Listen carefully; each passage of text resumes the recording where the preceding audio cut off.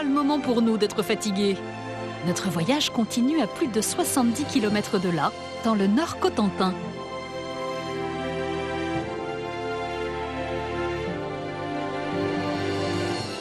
Pour nous accompagner, un enfant du pays qui sillonne la région suspendu à son paramoteur. Jérôme connaît chaque recoin de son territoire puisqu'il est photographe et capture ses clichés depuis le ciel,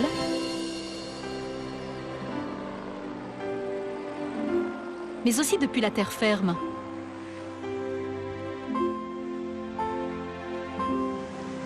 Originaire de Barfleur, c'est tout naturellement qu'il tient à nous présenter son village.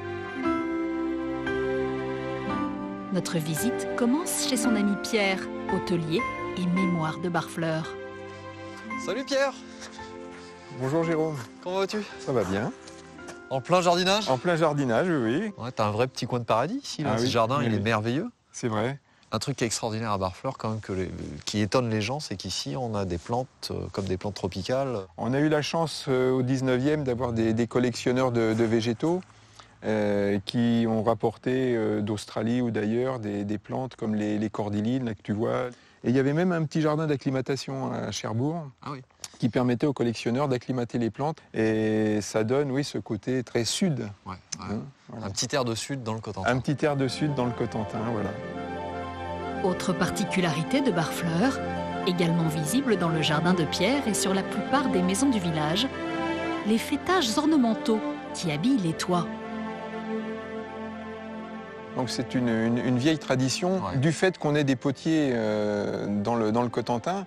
Quand on a voulu un peu décorer les toitures, on a demandé aux potiers donc, de passer de l'utilitaire, on va dire, au décoratif. Et donc ils ont mis en céramique tous ces épis de fêtage. Mais c'est quand même quelque chose de très caractéristique à Barfleur, ça. Ce qui est surtout caractéristique à Barfleur, c'est que bon, il y a beaucoup de personnes qui jouent le jeu. Et donc, lorsqu'ils font restaurer une toiture, ou simplement même pour le plaisir, on en voit qui installent un bel épi de fêtage sur une toiture qui existait déjà. Ces fêtages contribuent incontestablement au charme des petites maisons que vous pouvez croiser en vous baladant sur le port. Car Barfleur, c'est avant tout le dernier grand port d'échouage de Normandie. Un havre pour les marins, depuis qu'un certain Rollon, l'un des plus célèbres chefs vikings, a posé ses bagages à Barfleur avec ses troupes. Dès lors qu'ils ont eu la possession effective de la Normandie, puisque Rollon est devenu duc de Normandie, ils se sont vraiment implantés dans ce territoire qui est devenu le leur. Ils l'ont parfaitement administré. Et rapidement, il est devenu d'ailleurs un petit peu petit pour eux. C'est Guillaume le Conquérant, l'un des successeurs de Rollon au duché de Normandie, qui un siècle plus tard va se lancer à la conquête de l'Angleterre et en devenir le roi. La légende raconte qu'il serait parti en bateau de Barfleur à l'assaut de ce nouveau territoire. Et Barfleur a parfaitement profité de cette situation, parce que pour rejoindre l'Angleterre, les ducs rois successifs, on pense à Henri Ier, à Henri II, avaient besoin d'avoir des ports sur le continent et des ports en Angleterre.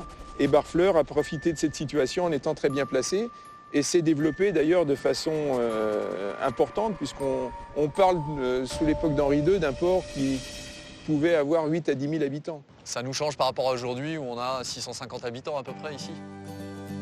Au fil des siècles, Barfleur a prospéré. Signe de cette bonne fortune, la charmante église Saint-Nicolas, un bâtiment remarquable qui semble veiller sur le port et sur les marins barfleurais. Il a fallu pas moins de 223 ans pour la construire. Elle possède en son sein un étonnant vitrail.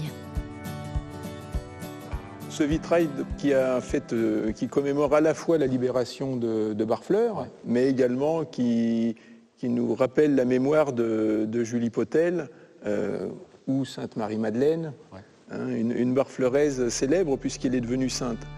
Sous la Sainte, une inscription qui rappelle la libération de Barfleur par les Américains, qui s'est déroulée sans problème pour la population et pour le patrimoine.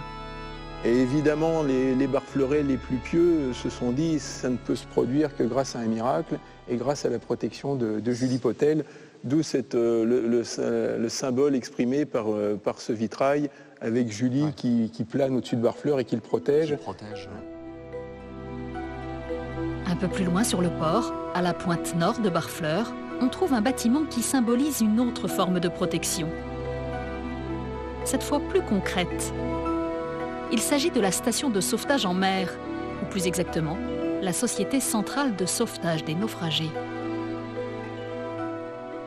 Ah, tu vois là, ça c'est un endroit qui résonne dans mon cœur et puis qui doit résonner dans tout le cœur des Barfleurais.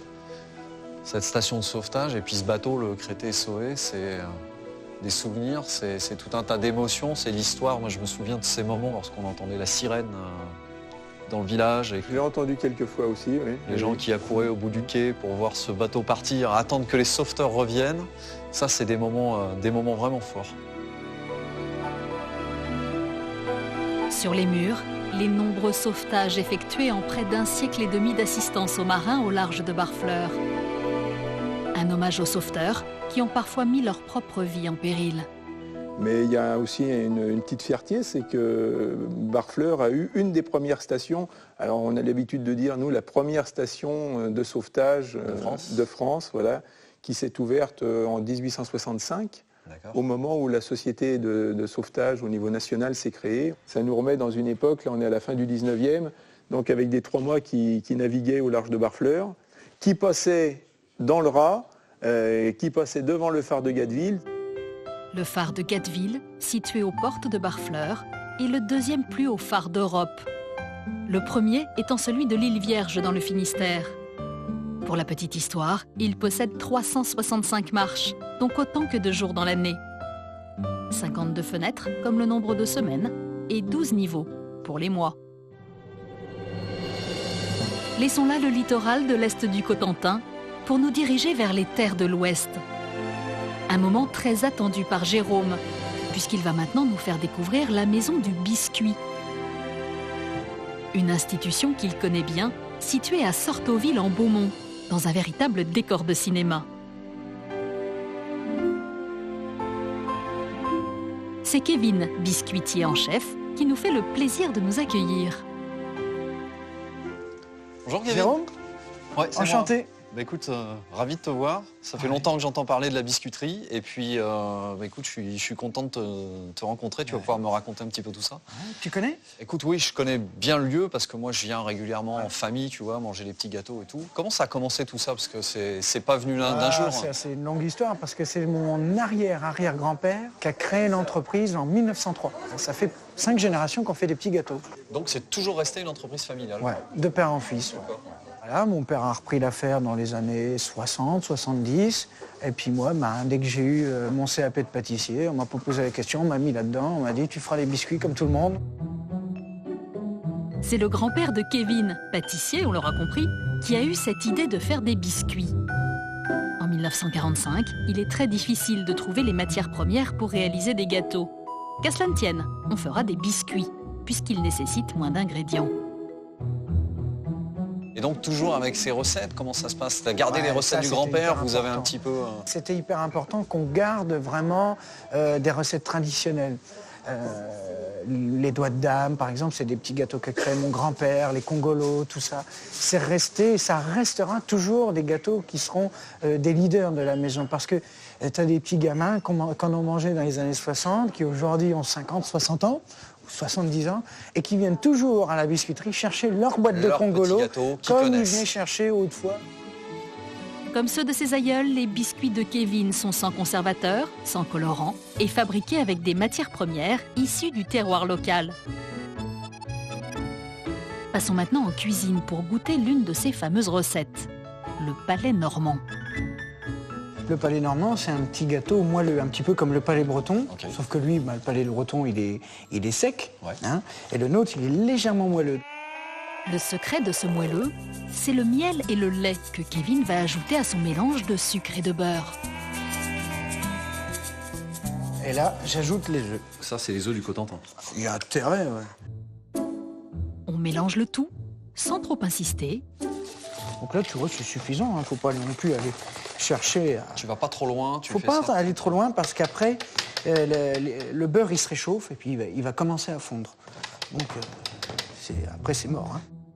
Puis vient l'ingrédient incontournable dans toute bonne recette de biscuits. Donc là, on va pouvoir rajouter la farine. La seule chose, quand on fait des petits gâteaux, et les gens le savent pas assez souvent, quand on met la farine, il faut toujours la tamiser. Ah d'accord. Dans tous les gâteaux que tu fais, on tamise toujours la farine. Alors là, je vais avoir besoin de toi. Ah ouais, alors attention. Donc, Cascade. moi, je vais te verser la farine, et puis toi, tu vas secouer légèrement Ça marche. pour qu'on la mette sur la feuille de papier. Allez, c'est parti, un beau travail d'équipe. Voilà, secoue légèrement. Et tu vois, on a déjà des petits grains dans notre farine. Un geste ancestral que tu m'as transmis. T'es quasiment pâtissier. Mais Tac, dis donc, c'est terminé. merveilleux. Et tu vois, Waouh. ça valait le coup de la taminer. Regarde Ouais. le nombre de grains qu'on a à l'intérieur. Je commence à avoir faim, moi. Allez, vas-y, dépêche-toi. Allez, Montre-moi un go. peu la suite. La suite est très simple. Il suffit de faire une pâte que l'on va étaler au rouleau. Puis de créer des petits palets à l'aide d'un emporte-pièce. Un jeu d'enfant. Enfin, presque. Tu veux essayer? Ah bah écoute, regarde ça. Tac, donc je le prends et... Ah, bah voilà, c'est raté. Reste à mettre au four 15 minutes à 210 degrés. Montre-moi ça. Encore chaud. On démoule Prends-en un bien dodu. Hein. Ouais. et on déguste légèrement chaud. C'est encore meilleur. Tu vois là, je sens bien la différence. Ce que tu m'as dit, le côté un petit peu dur à l'extérieur, mais très très moelleux à l'intérieur. Là, on le sent bien, c'est super. Ouais, bravo, Kevin. Franchement. Cette pause gourmande tombe à pic, car Jérôme va avoir besoin de quelques réserves pour entamer sa prochaine étape. Il nous emmène maintenant à l'extrême nord-ouest de la Manche, au nez de Jaubourg, sur la presqu'île naturelle de la Hague. Un endroit très sauvage, où il a rendez-vous avec Yves et Jackie. Bonjour, messieurs. Bonjour. Bonjour, comment vas-tu? Ça va, Jackie? Oui, Yves, Yves, voilà, Jérôme. Enchanté. Bah, Bonjour. merci de me recevoir. Voilà, on va voir de belles choses. hein. Merci ouais, Ah de oui. m'accompagner à la Oui, c'est découverte bien. de ce territoire. Oui, Enfin, oui. je connais très bien Vue d'en haut, Oui. parce que je vole souvent ici Bien pour sûr. photographier. Et par contre, je suis jamais descendu dans les grottes à pied. Alors pour moi, c'est vraiment la grande découverte Ah oui, aujourd'hui. Yves et Jackie proposent des randonnées à la découverte des grottes de Jaubourg, un lieu inaccessible sans un guide chevronné. Il faut d'abord descendre un chemin escarpé, emprunter des sentiers interdits au grand public, puis escalader des rochers parfois glissants sur un long parcours, en faisant bien attention à la marée qui peut piéger les plus étourdis. Après une petite heure de marche sportive, on aperçoit les premières failles dans la roche. Notre équipe arrive alors enfin à destination, dans l'une des plus grandes grottes du coin, une grotte qui a sa petite histoire. Et dis-moi Yves, ici c'est un vrai repère pour les contrebandiers. Ah oui, alors là, on est dans la grotte du Lion. Voilà. Alors, c'est une grotte qui n'est pas noyée à chaque marée, elle reste sèche. Ça permet à nos contrebandiers autrefois d'aller y stocker leurs marchandises de contrebande et de vérifier pendant ce temps-là que la voie est libre et non encombrée de douaniers sur le chemin des douaniers où ils circulent jour et nuit, ces braves douaniers. Sous Louis XIV, c'était surtout des tissus, des velours, des taffetas. Alors, ça a duré très longtemps, la contrebande, quand on sait que la dernière caserne de douaniers a seulement été supprimée en 1955. Donc, depuis Louis XIV jusqu'à cette époque, on peut voir le nombre de générations qui ont pu fonctionner avec la contrebande. Ça a un peu marqué le caractère du pays, parce que si vous avez l'occasion de rencontrer vraiment les gens vraiment originaires de la Hague, on les constate fort peu bavards, taiseux, comme on dit, une vieille habitude de contrebandier. C'est ça.